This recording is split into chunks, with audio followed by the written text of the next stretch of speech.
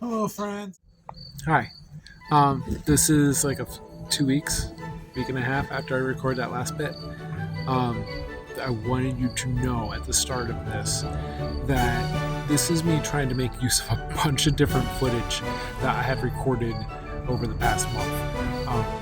Because I forgot what I was trying to do with all those different bits and videos, but I'm trying to deliver an honest message here, okay?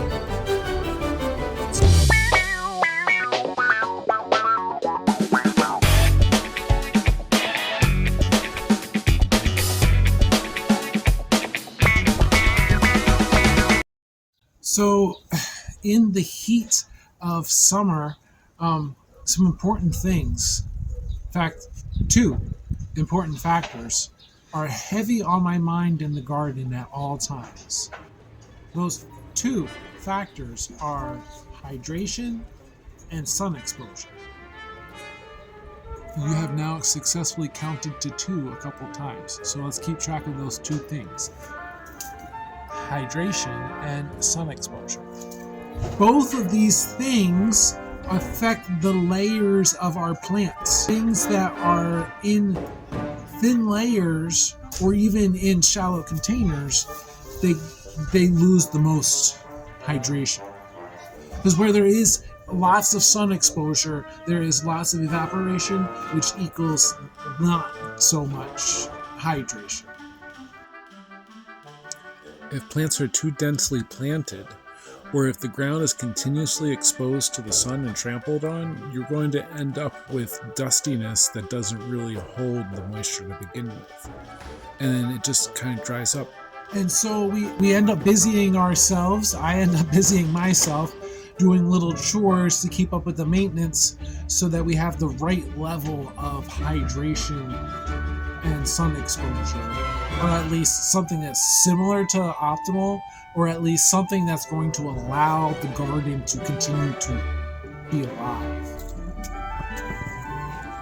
Early in the morning, I went out and harvested a bunch of lemon balm here so that there's more opportunity for the air to flow in between the plants so they don't get a powdery mildew, but also so that there's sunlight hitting the lower leaves and the lower branches of the plants, so that the plants have an opportunity to be bushy in nature and continue to produce abundantly.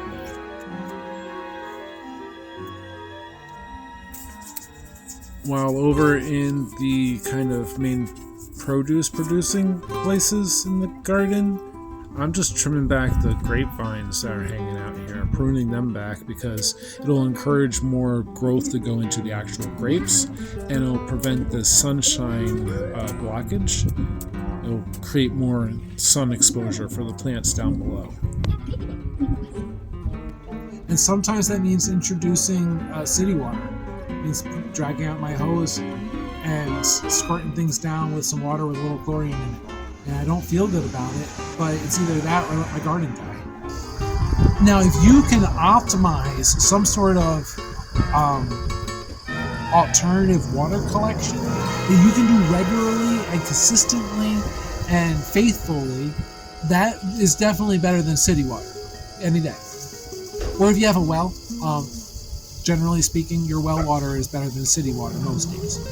You could have it tested if you really want to find out, but the city water's got fluoride and chlorine and things like that to keep the water clean, and so they can be better delivered to people. All those things aren't necessary for your plants. Most plants will deal with it. Some plants don't want to, and certainly you're giving them more junk in their diet that they don't need. It's like if you cut out corn syrup in your diet, you're going to feel healthier, just in general, because it's junk that your body doesn't need. There's no nutritional value to corn syrup for human beings, just like there's no nutritional value, or at least very little nutritional value, for fluoride for our plants. This is where I want to stop to mention that there's other things that are important for how your garden grows besides just hydration and sun exposure. Because hydration and sun exposure, I think maybe I had gotten too much sun. I was a little dehydrated when I came and thought that was the two key components. But in reality, there's a lot of other stuff that's important. not the least of which is your attention. We can optimize to have leaf coverage to keep things covered. We can optimize for our garden to be as low maintenance as possible. But the no maintenance garden is a myth that nobody can lock into because it's just not a thing. Gardening requires some input by you, the gardener. You know that whole saying about the greatest fertilizer is a gardener's shadow? That ploy is very much so true too. The more you're there, even if you're just there to check on things, on the little things that you do to help out your garden along the way, the input that you have into your garden is what is going to keep it alive. And that's that pleasure, that interaction we get is why we garden, right? It's not just because of food. It's not just because of having flowers on your table. It's because we get some livelihood out of the interaction we have with keeping the garden.